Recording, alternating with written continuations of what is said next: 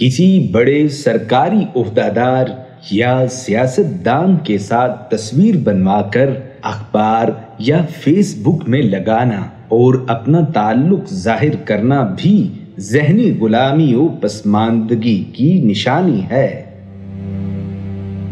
صاحب خرابی کی ابتدا اس وقت ہوتی ہے جب آپ دوسروں کو حد سے زیادہ اہمیت دینے لگتے ہیں۔ اس سے لوگ آپ کو چھوٹا سمجھنے لگتے ہیں یا وہ یہ سمجھتے ہیں کہ آپ ان کے محتاج ہیں۔ یاد رکھیں، دوسروں کو اہمیت دیتے وقت اپنی اہمیت کو کھونا نہیں چاہیے۔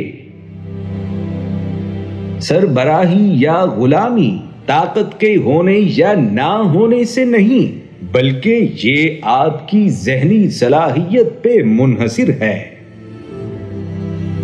صاحب بہترین ادب وہ ہے جو اپنے آپ سے شروع ہو۔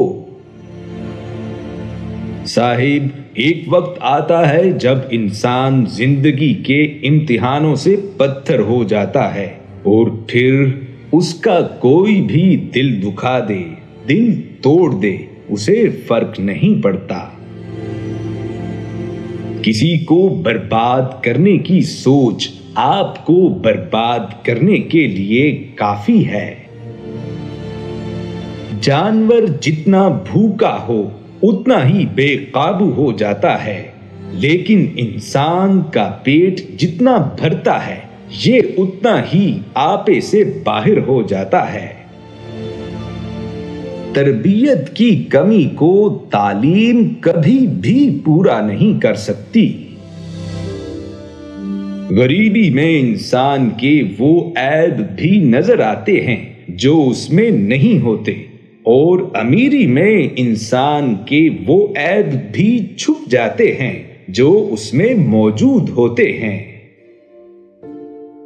برا وقت سبھی پر آتا ہے، کوئی بکھر جاتا ہے اور کوئی نکھر جاتا ہے۔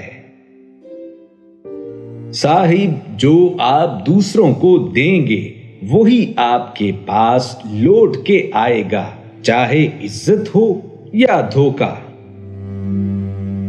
صاحب وہ لوگ ہمیں محبت کا درس کیا دیں گے جو اپنے کتوں کو تو ساتھ سلاتے ہیں لیکن اپنے ماں باپ کو اولڈ ہاؤس چھوڑ جاتے ہیں۔